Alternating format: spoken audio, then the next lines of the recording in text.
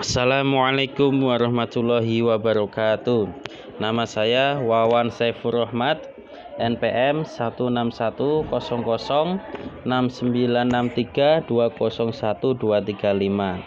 Jurusan Ilmu Administrasi Negara S1, Sekolah di Sekolah Tinggi Ilmu Administrasi Negara, Muara Bungo, Jambi.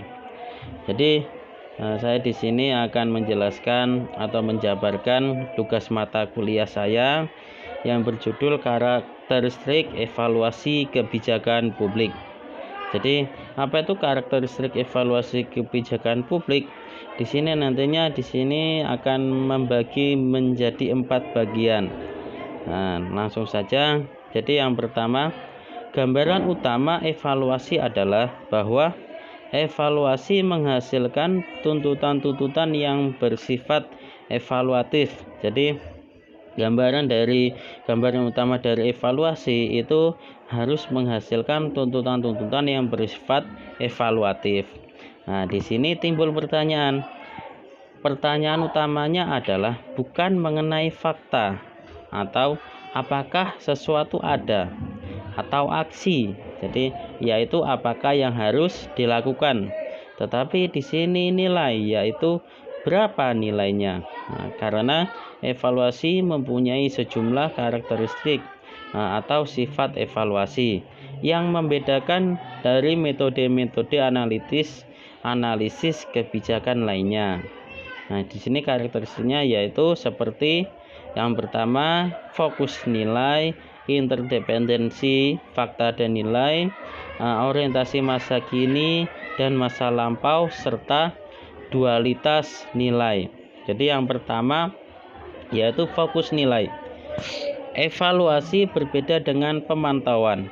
Jadi dipusatkan pada penilaian menyangkut keperluan atau nilai dari sesuatu, kebijakan dan program. Evaluasi terutama merupakan usaha untuk menentukan manfaat atau kegunaan sosial kebijakan atau program, dan bukan sekedar usaha untuk mengumpulkan informasi mengenai hasil aksi kebijakan yang terantisipasi. Karena ketepatan tujuan dan sasaran kebijakan dapat selalu dipertanyakan. Evaluasi menyangkut prosedur untuk mengevaluasi tujuan-tujuan dan sasaran itu sendiri. Sini diungkapkan Francis G. Caro 1971. Yang kedua yaitu interdependensi atau tergantung fakta dan nilai. Tujuan evaluasi tergantung fakta atau nilai untuk menyatakan bahwa kinerja kebijakan atau program tertentu telah mencapai tingkat kinerja yang tertinggi atau terendah. Jadi diperlukan tidak hanya bahwa hasil-hasil kebijakan berharga bagi sejumlah individu, kelompok atau seluruh masyarakat untuk menyatakan demikian, tapi harus didukung oleh bukti bahwa hasil-hasil kebijakan secara aktual merupakan konsekuensi dari aksi-aksi yang dilakukan untuk memecahkan masalah tertentu. Jadi oleh karena itu di sini kesimpulannya bahwa pemantauan di sini merupakan persyaratan mutlak bagi evaluasi. Yang ketiga yaitu orientasi masa kini dan masa lampau.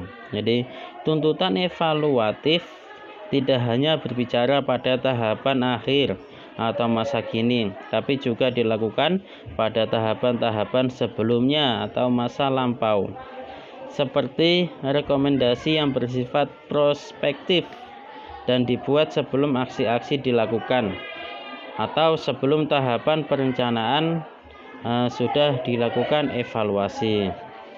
Dan yang terakhir atau yang keempat yaitu dualitas nilai. Nah, di sini dualitas nilai yaitu nilai-nilai yang mendasari tuntutan evaluasi mempunyai kualitas ganda. Jadi sini nilai-nilai yang mendasari tuntutan evaluasi itu mempunyai kualitas ganda karena mereka dipandang sebagai tujuan dan sekaligus cara. Evaluasi sama dengan rekomendasi sejauh berkenaan dengan nilai yang ada. Misalnya masalah kesehatan di sini dapat dianggap sebagai intrinsik atau diperlukan bagi diri, ataupun ekstrinsik, yaitu diperlukan karena hal itu mempengaruhi pencapaian tujuan-tujuan lain bagi dirinya. Nah, itu tadi 4 karakteristik dari evaluasi kebijakan publik. Sekian dari presentasi saya. Kurang dan lebihnya mohon maaf. Saya akhiri. Wassalamualaikum warahmatullahi wabarakatuh.